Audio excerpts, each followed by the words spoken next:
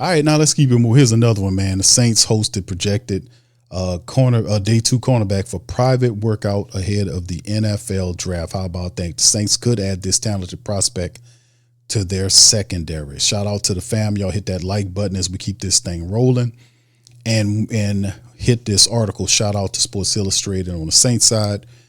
Saints cornerback Alontae Taylor gone. He hit the Titans free agency. It became clear the Saints needed to replace him. Taylor's value surpassed the Saints what they were willing to pay. The 27-year-old cornerback signed a 3-year deal at $60 million, a price tag that was beyond what New Orleans could match as they started the first season without Alontae Taylor. The Saints currently plan to field the 23-year-old Kool-Aid McKinstry and second-year cornerback Quincy Riley, right?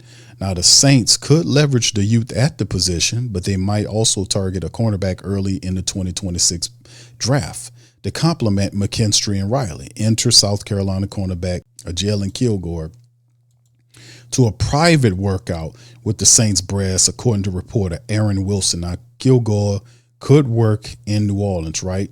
One of the most versatile safeties in the draft. Kilgore was also has visit with the Panthers, with the Colts, the Sea Chickens. Can't call them the Sea Chickens. They're the champions, man. So I can't call them the Sea Chickens no more than people got a championship, man. They got 2 championships yet. They won it last year and really took it from the New England Patriots. So the Patriots didn't show up. But nonetheless, they had a meeting where he had a meeting with him and the Commanders. The Gamecocks team captain has private workouts with the Cowboys, Saints, and Bills. A source told Sports Illustrated that the private workouts with the Saints and Cowboys took place already. So the Saints have already talked to Mr. Kilgore and are definitely interested in bringing him in as a potential player. And then Saints are just kind of filling out the rest of putting that draft board together, and that's what you're supposed to be doing at this juncture of time. So now Kilgore is ranked 128th on the PFF big board, but there's a lot of buzz that the former South Carolina defensive back is strongly in the mix to be chosen on day 2. He demonstrated his elite athleticism at the NFL Combine, running a 4.40 in the 40 with a 37-inch vertical jump and a 10-foot-inch broad jump. South Carolina moved Kilgore around in the secondary throughout his time with the Gamecocks. He played 497 snaps in the slot and 157 in the box during this 2025 season, finished with 44 tackles and allowing just 34 picks or 34 catches on 65 targets. The 6'1" cornerback played only 3 seasons at South Carolina after arriving as a 4-star recruit out of high school. He made his impact as a true freshman when he replaced now Seattle Seahawks star defensive back Nick Imawari, who was also injured at the time, and Kilgore earned a spot on ESPN's first-team All-Freshman All-American honors. The Saints hold that number 73rd pick in the 3rd round of the draft, which is the most likely spot for New Orleans to select Kilgore. By that time, the Saints are on the clock with their first pick on day 3, the 132nd overall. Kilgore should already be off the board. Adding the 21-year-old former South Carolina cornerback to the Saints' young secondary will not only bring potential at the position, but also give McKinstry and Riley more time to develop while receiving additional support. So this will be very much a young secondary too, if you looked at the likes of Kilgore. Now, what's interesting about this is if you watch tape on Kilgore, very physical cornerback, likes to play, gets hands on you, likes to tackle, likes to blitz a lot. There's some limitations to his game, but overall, not a bad prospect, right? For Kilgore, not a bad prospect. If I'm looking at like cornerbacks in the recent mock draft, I took Chris Johnson from San Diego State as a cornerback to help out there. He got some inside capabilities to his game.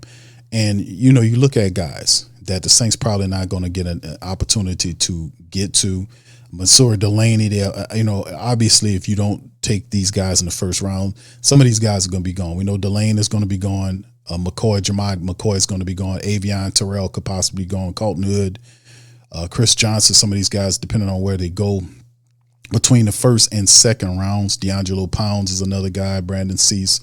So it's a couple of really intelligent, interesting cornerbacks that are available. But I do, however, like the cornerback room in college. There's a lot of solid cornerbacks that you can work with, to be honest with you, especially at the second and third round level, if you're looking to bring in something like that. But nonetheless, man, I just think it'll be interesting. Now, yeah, we definitely can use some help there. And the fact that the Saints are looking for a player that can play that star role. That's what they're looking for, a guy that can play a little corner, play a little slot, and then a guy that could kind of run up there and jump up in there and rush, to go in blitz like we seen our guy Alontae Taylor do. But Kilgore is a guy that's actually pretty good, and we talking corners, right? But Kilgore is more of a safety, right? He's a safety, and actually, he's probably the fifth or sixth best safety, in the position. But there are other guys you could talk about too. But I'm not gonna mention guys like A.G. Halsey and all these other guys from LSU. But if you talk about Kilgore in the star role, I mean, that's not a bad pickup, especially if you talk about getting him in the third round. He got the size, he's 6'1", 210-ish, somewhere along in that 4.4 speed in the 40. And you heard Zerline mention what he does. Sorry about that. A little ad popped up. Zerline mentions his ability to play the star role. That's some of the things you talk about. That he's that his ability to do that is what excites the Saints. Now, this is what Zerline's scouting report said about Kilgore, is that big, long defensive back, nickel back, down safety valve, depending on scheme fit, played overhang, star role, covering slots, supporting the run. He'll be his best in the pros, covering tight ends, containing run games near the box. He can see split field safety if the staff trusts him on the back end, but he'll be better off paired with a rangy single high safety. Missed tackles need to be cleaned up, but his wingspan, agility, and play strength should keep his tackle totals high from year to year. Kilgore has the traits, ball production, and versatility to counter the burgeoning tight end craze, making him a day 2 pick with early starting potential. So a lot of people kind of seeing it there. And the fact that he's big and that 40 time is really helping him out too. Now, if you look at his statistics and what he did during the freshman year when he played for South Carolina, he was All-American, SEC All-American team, freshman team that year in 23. He played 12 games, with starts in the final 11. He had 76 tackles, a tackle and a half rather for the loss. He had an interception. He broke up 6 passes and a forced fumble. In 2024, he was tied 4th in the entire country with 5 picks.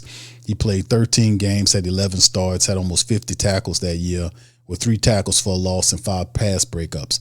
In 2025, last year, second team All-SEC, led the team with 10 pass breakups, tied for the team lead with 2 interceptions, and started 11 games, had 54 tackles as well. And, of course, he mentions his brother Gerald plays defensive back at South Carolina as well. So it's a family affair.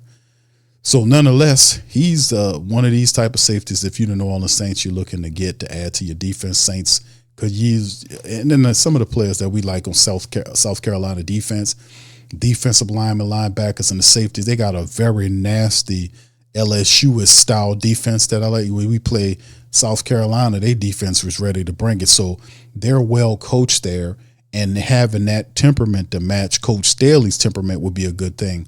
Bringing a terrific player like Jalon Kilgore, into the New Orleans Saints defense to cover up and play that safety role. I mean, that star role, the nickel, all that kind of stuff will be good looking. So you can see the Saints doing their due diligence and looking to see if they can make Mr. Kilgore a member of the New Orleans Saints if he's there.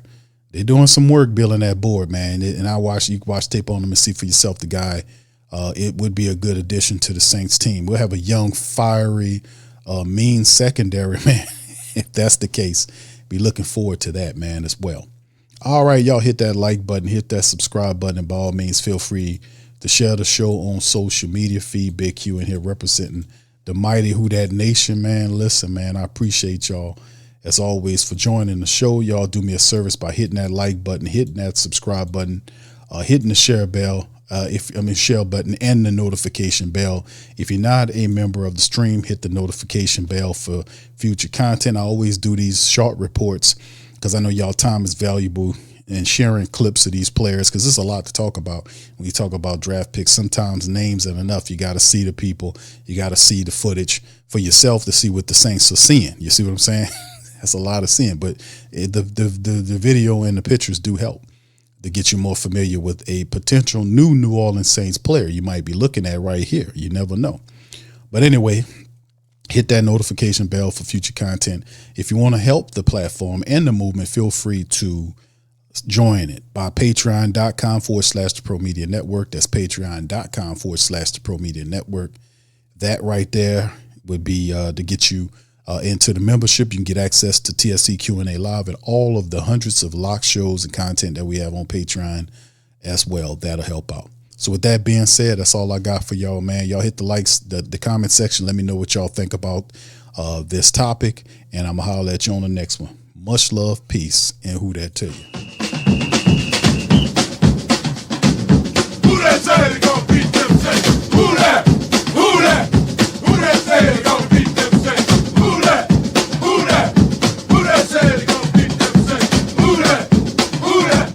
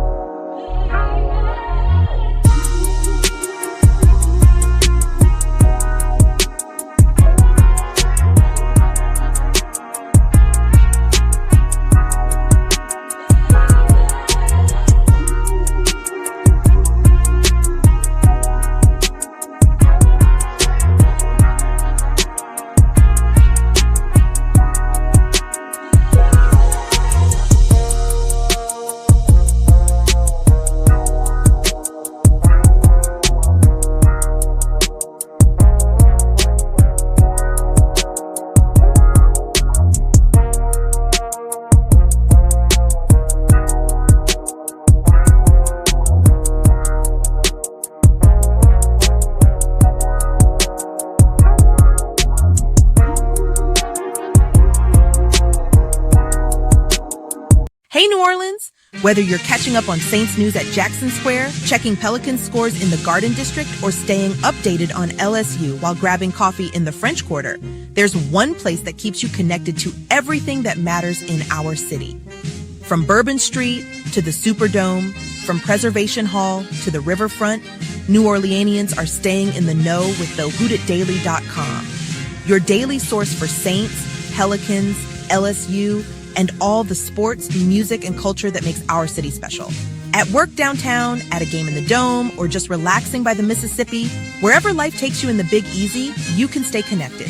Because when you're from New Orleans, you don't just live here. You stay in the NO. That's stay in the know. Visit thewhodatdaily.com and never miss what matters most to Who Dat Nation. Stay in the NO, you stay in the know. Welcome to the Pro Shop, where we create authentic NOLA-inspired clothing for men, women, and children. From Saints jerseys to Pelicans gear, everything's crafted right here in New Orleans. Whether you're shopping the Pro Shop, the Pel Shop, or the Pro Shop Kids, we've got your whole family covered with genuine merchandise that represents our city's spirit. Check for links in the description section below or in the chat.